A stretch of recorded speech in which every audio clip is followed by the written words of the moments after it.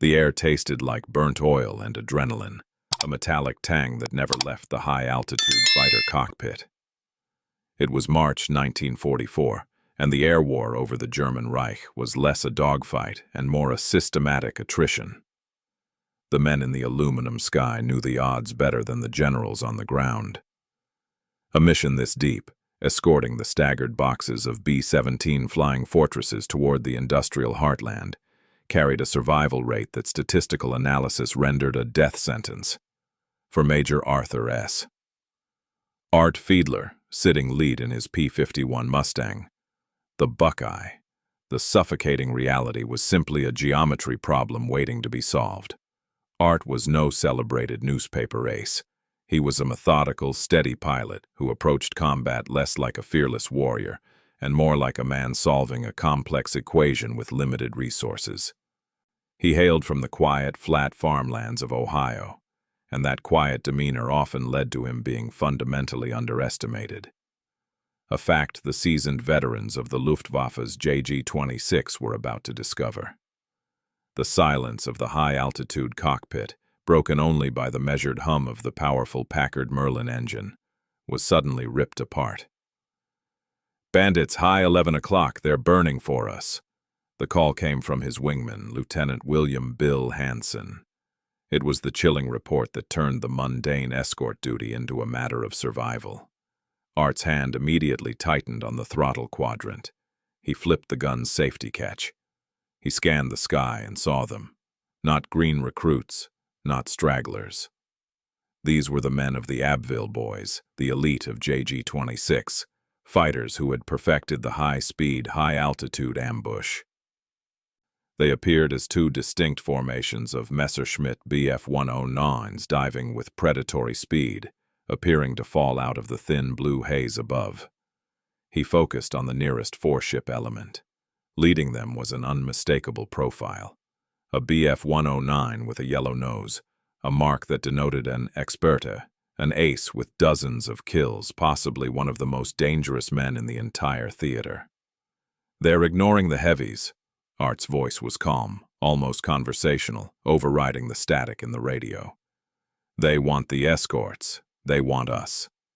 The enemy fighters were dropping with disciplined, calculated precision. They were not attempting the standard boom and zoom, a fast pass and a break. Instead, they were setting up a brutal, head-on pass designed to force the Americans to break away, bleed energy, and be caught in a high-speed, high-G turn that favored the German Messerschmitts. It was a classic, fatal trap. "They're on us, Art, breaking left," Bill Hansen called out, his voice sharp with mounting panic. Art watched his port mirror. The enemy was closing faster than Doctrine anticipated. He knew the P-51 Mustang, with its superior speed, could generally run better than the Bf-109, but it took time to build separation, time they no longer had. He was now the lead target. The yellow-nosed German leader's cannon was about to open up. If Art broke left, he would cross in front of Bill, making both of them easy targets for the German wingman. If he broke right, he exposed his Mustang's soft underbelly to the oncoming fire. The Book of Flight doctrine offered no safe move. He was trapped in a box defined by speed, altitude, and enemy geometry. Every pilot, every general, every statistician would agree. Major Fiedler was finished. But Major Fiedler did not fly by the book. He had observed one critical, fatal flaw in the Germans' perfect trap. The enemy expected an ace to fly a brilliant, textbook defense. They did not expect an average pilot to fly a seemingly suicidal, uncooperative attack. In a split second, Fiedler pushed the nose of the Buckeye, not away from the threat, but directly into the heart of the four-ship enemy formation. The lead German ace, relying on the predictable physics of a high-speed dogfight, hesitated. It was the calculated flaw. The German leader, the experty in the yellow-nosed Messerschmitt, did not flinch, but he did check his speed fractionally. His entire strategy had been predicated on the American leader, the P-51, taking the defensive, predictable break. The enemy relied on the expected physics of a dogfight. The P-51, heavy with fuel, would lose critical energy in a turn. Art Fiedler's seemingly suicidal move, pushing his nose directly into the formation, was an act of supreme uncooperative aggression. It violated every known military doctrine and, in doing so, achieved instant, maximum confusion. The closing speed was now terrifying. 400 yards. Art held his breath, held his fire. Tracers zipped past his canopy, the German leader belatedly opening fire, aiming for the massive bulk of the Merlin engine. The shots were off target, fired in haste, correcting for a defensive turn that never materialized. The air around the Buckeye cracked with the explosive pressure wave as the first two Bf-109s flashed past Fiedler on either side, their pilots briefly visible, masks taut with shock, their profiles a blur of speed and menace. Art felt the physical buffet as the wind turbulence of their passage slammed his Mustang. He did not chase them. He had a specific target, the final, trailing German pilot. This pilot was a fraction slower, positioned slightly wider, relying on his comrades to cover the front and absorb any counterfire. He was isolated and already committing to the standard line of attack, oblivious to the fact that his leader's tactic had failed. He expected to slide into the perfect high six position once Fiedler broke. Now, Art thought, focusing on the trailing 109 spinner. He yanked the stick, pulling a brutal, violent, high G maneuver that brought the Buckeye slicing across the German's tail section. The sudden, violent displacement of the P-51, a direct violation of standard energy management doctrine, successfully confused the enemy wingman. The pilot tried to correct, but it was too late. He was isolated, and Art was already in the killing cone. Art unleashed a concentrated short burst from his .650 caliber machine guns. The sheer weight of the ammunition, the equivalent of throwing a lawnmower's worth of metal every second, was devastating. The Bf-109 shuddered violently as the heavy rounds shredded its engine cowling and tore into the wing root. A plume of thick, oily black smoke erupted instantly. The Messerschmitt yawed sideways, its control surfaces compromised, and it spiraled down, the pilot unable to correct the spin. "One down, Art. Unbelievable." Bill Hansen's voice was a mix of adrenaline and pure astonishment, but the fight had only just begun. The remaining three German pilots, the yellow-nosed leader and his two wingmen, had already turned with a vengeance. They were no longer following a predictable ambush plan. They were reacting with the raw fury of elite pilots who had just seen their formation shattered by a supposedly average American pilot. They split immediately into a textbook pincer attack. Art was now flying on borrowed time. His radical winning turn had cost him severely. He had lost precious airspeed and altitude, the energy required to sustain a fight. The laws of physics were now strictly against him. He was slower and lower than the three remaining aces, who were executing a flawless, coordinated maneuver to place him directly in their crossfire. One Messerschmitt began a deep, steep dive from above, forcing Art to react to the vertical threat. The other two positioned themselves laterally, ready to open fire the moment Art moved to evade the diving plane. He knew instinctively he couldn't outclimb them. He couldn't outrun them. He needed another move that made no tactical sense, a move that would break the expected energy chain. He pulled back on the stick, harder than before, bringing the Buckeye to a point that defied logic. He pulled until the Mustang was nearly vertical, slowing the aircraft to the very edge of a high-speed stall. This was the wild maneuver mentioned in the High Command's after-action report. It was an act of desperation designed to achieve a singular purpose: force the enemy, who were committed to speed, to fatally overshoot. The lead German ace, the yellow-nosed commander, had seen every tactical evasion known to the European theater. He had flown against the slow, rugged British Spitfires, the heavy American Thunderbolts, and the fast, nimble early Mustangs. But he had never seen anything like this. He was committed to his high-speed dive, leveraging the Messerschmitt's superior rate of roll and high-altitude performance to gain a decisive advantage over the Mustang, which he expected to turn and run. Yet, the American fighter was now hanging in the air, its nose pointed nearly straight up, defying the laws of gravity and high-speed aerodynamics. The lead ace cursed into his oxygen mask. The vertical position and sudden, brutal slowdown made the American fighter appear to stop in the vast blue canvas. The experte was simply too fast and too close. His attack window had vanished. If he tried to slow down now, he would lose all his precious energy, making him an easy target for Fiedler's remaining wingman, Bill Hansen, who was still orbiting cautiously above. The German was forced to commit to his trajectory. He sliced past Fiedler, the speed of his own dive carrying him far beyond the American, losing his attack position completely. In seconds, he went from the hunter to the vulnerable, his profile now a clear target against the hazy gray earth miles below. As the German flashed past, Art fired a short, sharp burst. The .50 caliber round struck the Messerschmitt's fuselage, hammering metal near the cockpit and damaging the control surfaces. The German pilot recovered his dive, but the smooth, lethal coordination of the attack was broken. The ace was forced into a desperate diving turn, bleeding speed and altitude as he struggled to maintain control, focused entirely on the damage to his own machine.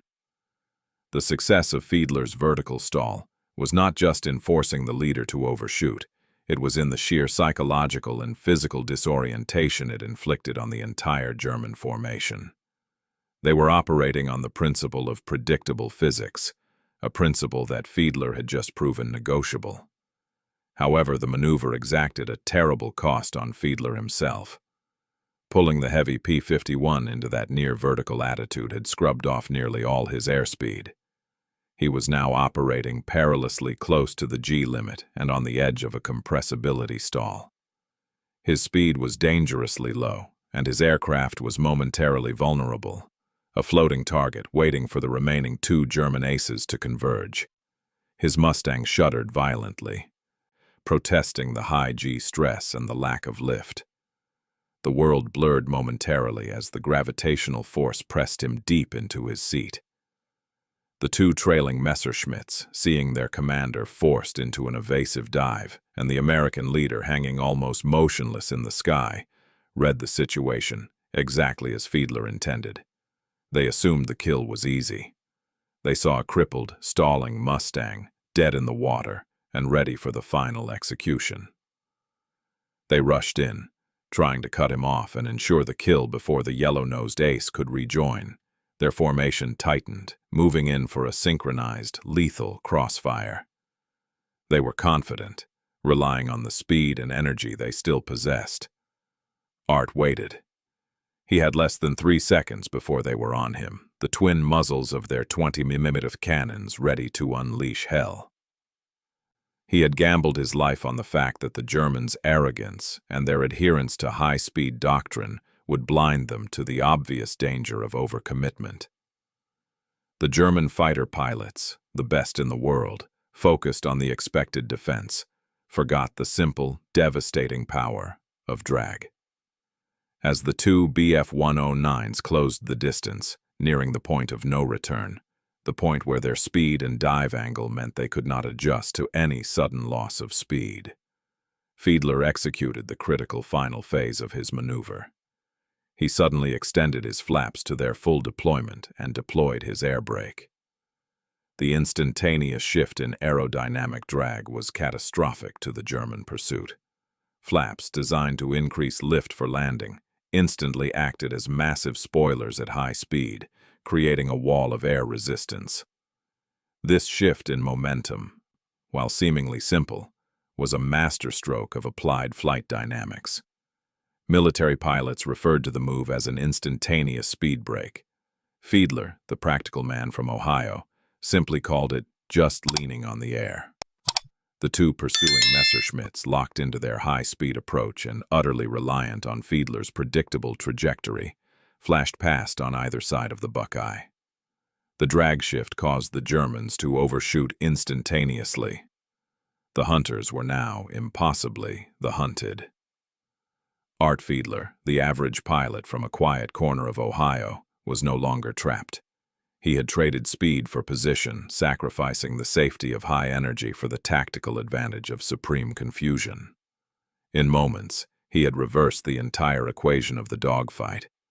He was now positioned perfectly behind the entire formation, achieving the coveted position known as the 6 o'clock high. The sudden, stunning silence in Art Fiedler's cockpit lasted less than a single breath. The silence was the sound of the enemy formation's tactical coherence snapping. In the space of 5 seconds, the methodical ambush planned by the elite expertin of JG-26 had devolved into individual desperate flight. The hunter became the hunted, and the tactical dead art had intentionally accrued. That loss of speed and altitude was instantly repaid tenfold with the ultimate positional advantage. He was now directly behind the remaining German fighters, a position known colloquially as the 6 o'clock high. Art Fiedler did not waste a fraction of a second reveling in his genius. His mind was already calculating the required deflection, the lead necessary to place his heavy .50 caliber rounds into the engine block of the nearest target.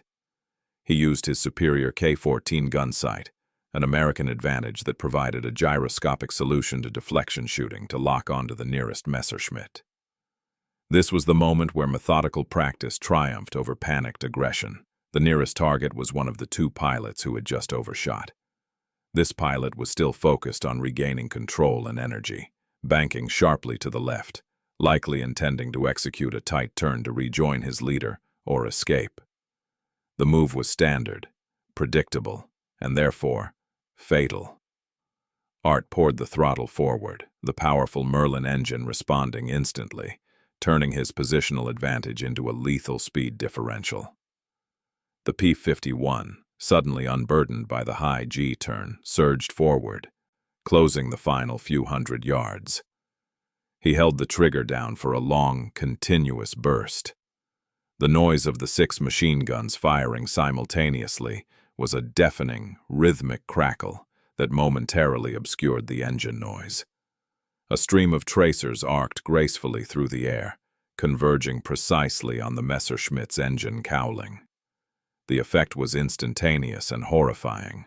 The German fighter shuddered violently, then erupted in a massive bloom of red and yellow flame. A catastrophic engine failure. The pilot likely didn't even have time to call out a warning. The aircraft began to tumble end over end, a smoking piece of wreckage shedding parts into the sky. This was the ultimate breaking point. The remaining 2 German pilots, the yellow-nosed leader and the final wingman, were in disarray.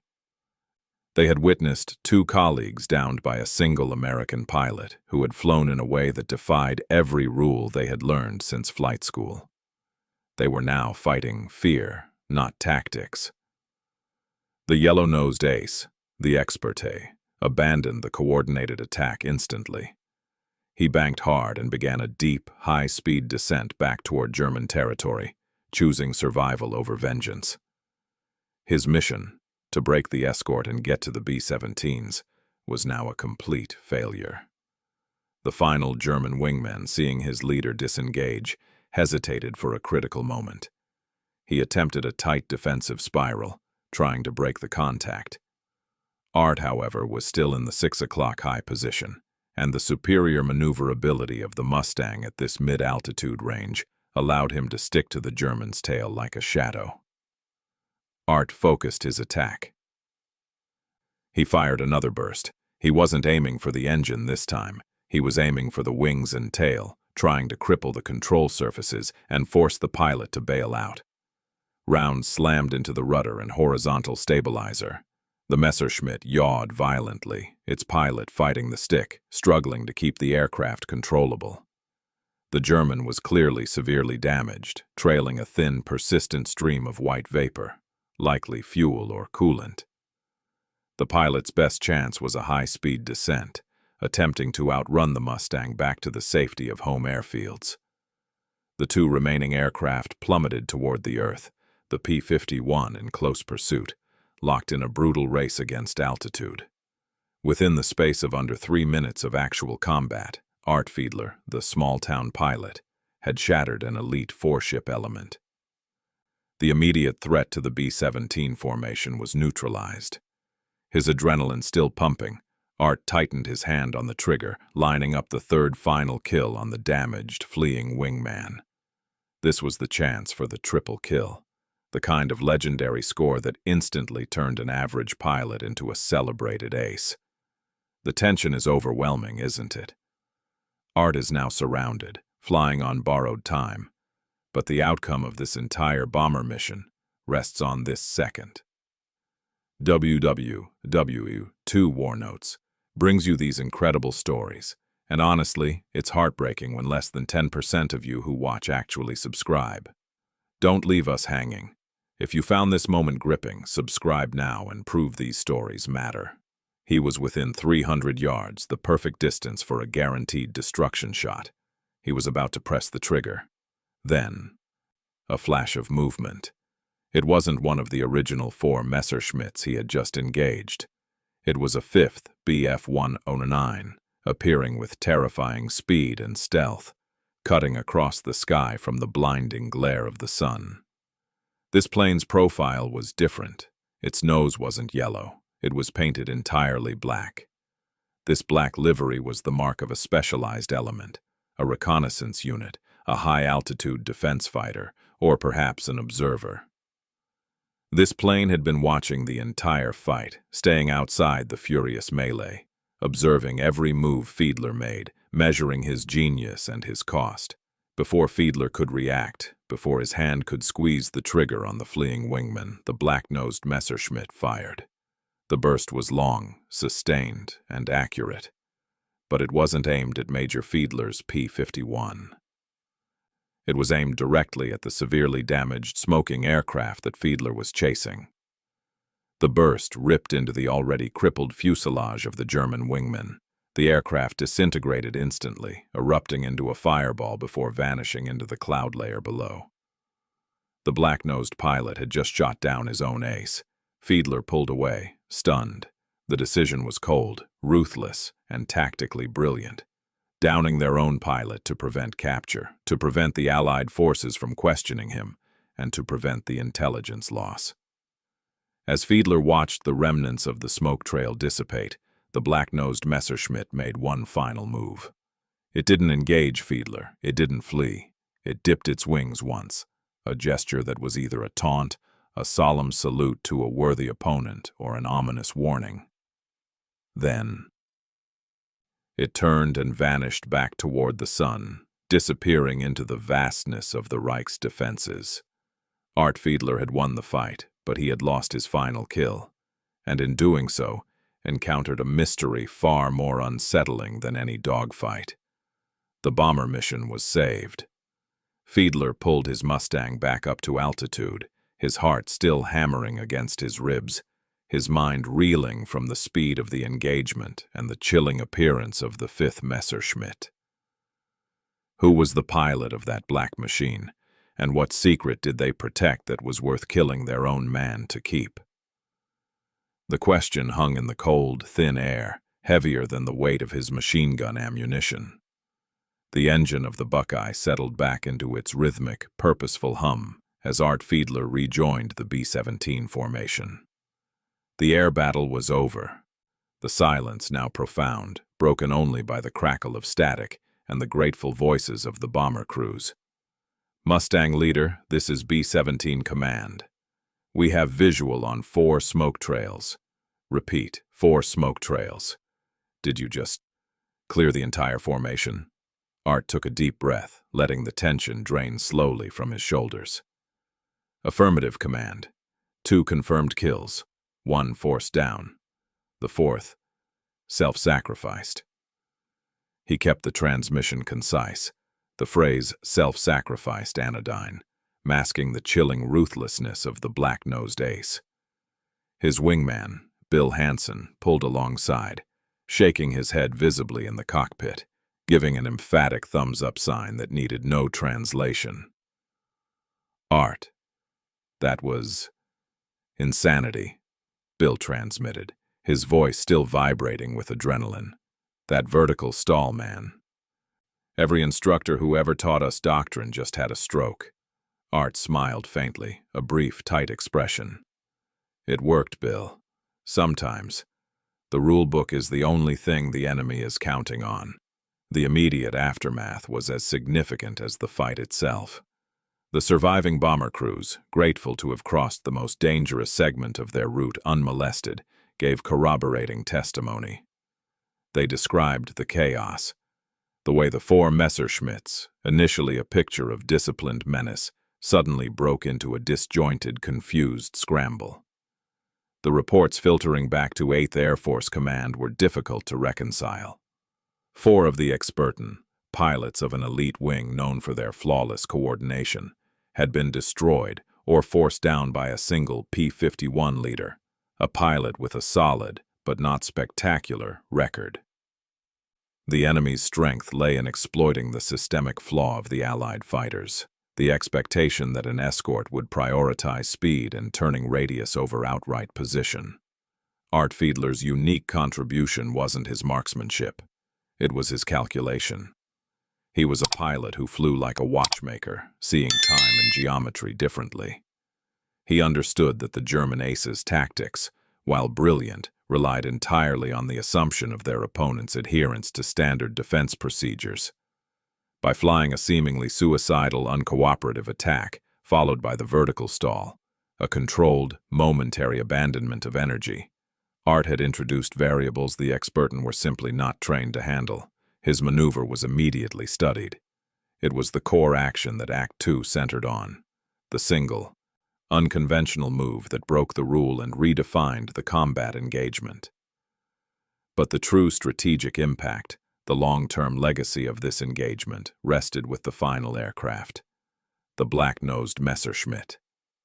When Art gave his full debriefing, the description of the 5th German aircraft, its all-black nose, its calculated distance from the melee, and the final, cold-blooded act of shooting down its own damaged pilot, sent a collective shiver through the intelligence officers. This was not the work of a panicked wingman. This was the work of a specialized unit, possibly a dedicated intelligence observer, or a pilot tasked with preventing the capture of strategic personnel or technology. The dipping of the wings, the silent salute or warning, suggested a personal stake in the encounter. It transformed the battle from a routine dogfight into a confrontation with a highly professional, unknown opponent. What information was that pilot protecting? Why was the risk of the downed ace being captured so high that immediate termination was necessary?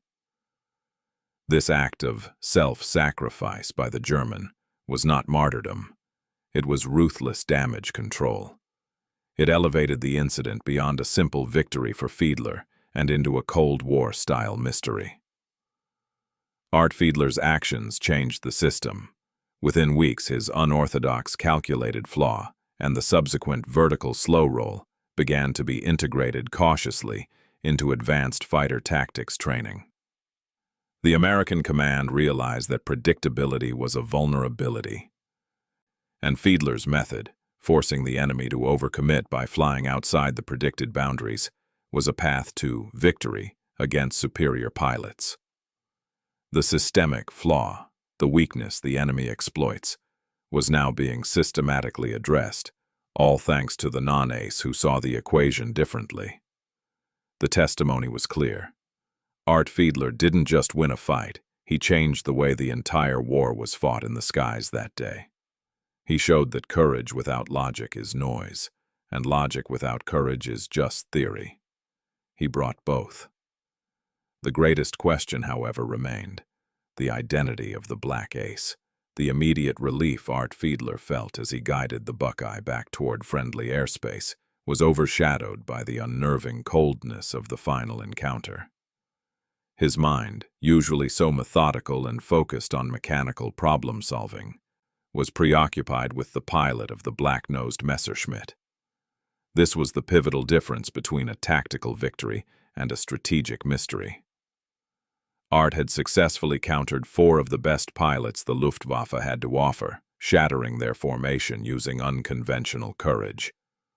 But the 5th pilot, the unknown observer, had introduced a layer of deliberate, institutional coldness that suggested the enemy was evolving its own countermeasures, not against the planes, but against the intelligence contained within the pilots.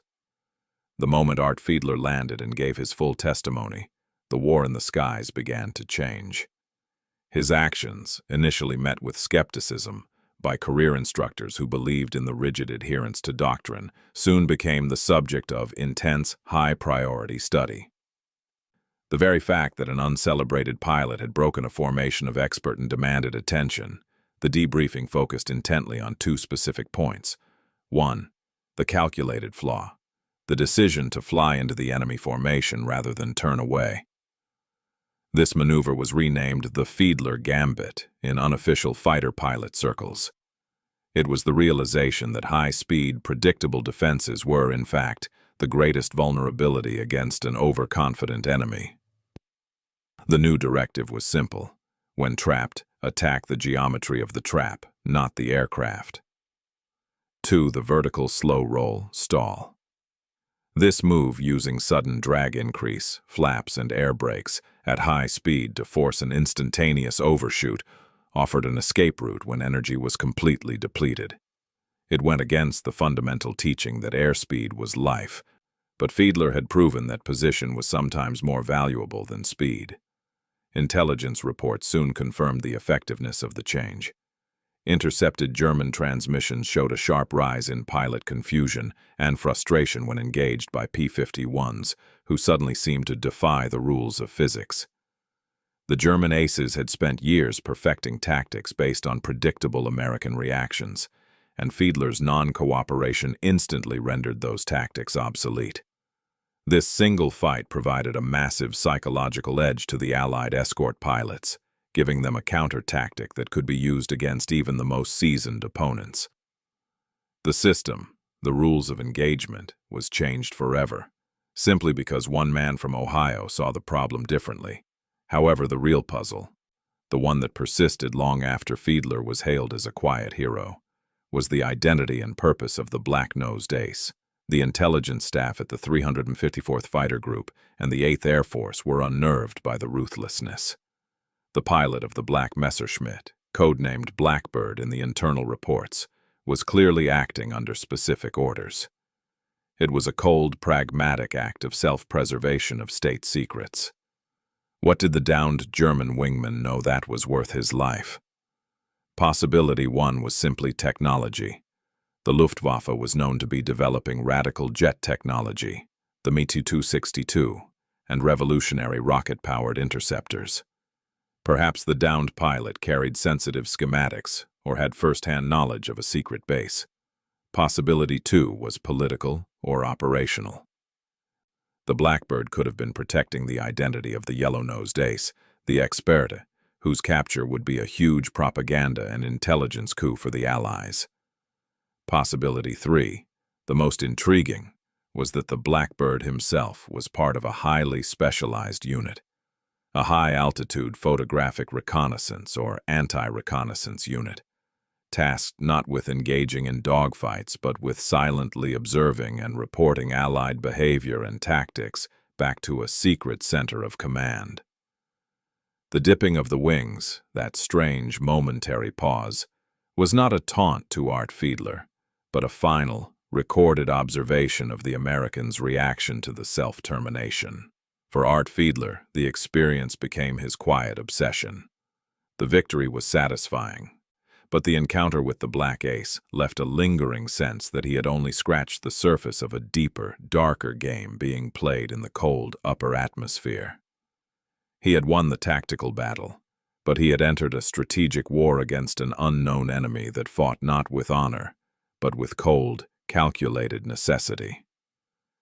The image of that sleek black profile and the sudden, murderous flash of its guns aimed at its own comrade remained etched in his memory, the final, chilling warning that the war was far from over and the enemy possessed a professional cruelty he had yet to fully grasp. The Black Ace was a ghost, a perfect reflection of Fiedler's own methodical nature, but one utterly devoid of human warmth or allegiance. It was a mystery that would follow him for the rest of his career. The legend of Major Art Fiedler, the small-town pilot who outflew elite enemy aces in minutes, endures not because of the number of planes he shot down, but because he reminded the world that war, at its most elemental, is a battle of will and wits, not just firepower. He saw the geometry of the fight differently, proving that true heroism isn't just following the rules with courage, but knowing when and how to break them with calculated precision. His victory was a testament to the power of unconventional thinking in a world ruled by rigid doctrine. Art Fiedler proved that the greatest weapon isn't the plane you fly, but the mind you bring to the fight. If you believe stories like Major Fiedler's deserve to be told, hit that like button and subscribe to the WWII War Notes. If you're refusing to subscribe, please tell us in the comments why we haven't earned it yet. We're not done with the black-nosed Messerschmitt. Our next video dives deep into the declassified files to uncover the identity of the Black Ace and the terrifying unit they represented. Intelligence suggests this pilot was key to the development of a weapon system designed to stop the B-17's cold, the one weapon Hitler's Air Force kept secret until the very end.